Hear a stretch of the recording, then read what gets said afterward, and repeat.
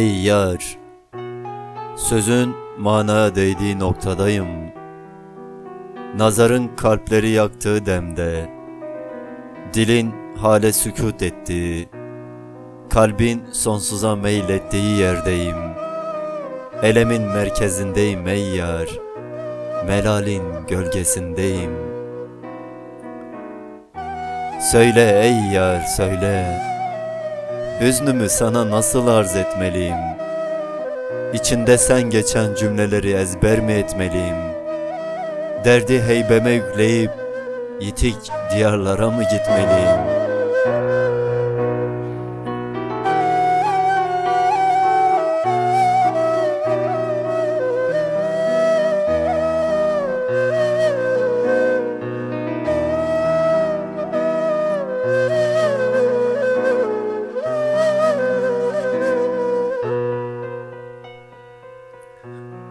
Lal değmeli dilime belki, yüreğime seni söyletmeliyim.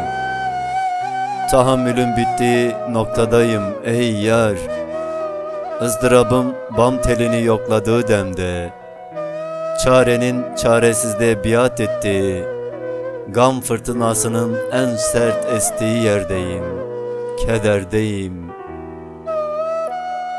Güneşin unutulduğu, yıldızların tutulduğu, ışığını seninle yitirmiş zulmet ülkesindeyim. Şimdi sen söyle ey yar, ruh hicrete götürmez mi bedeni? Korkunun ellerinden tutmaz mı ümit?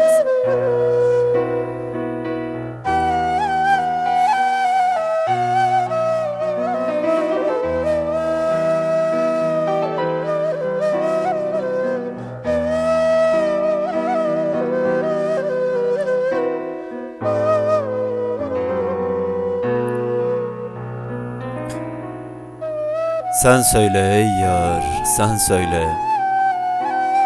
Bu kalpte bu aşk ebeden kalamaz mı? Gözlerim tebessümden bir nebze alamaz mı?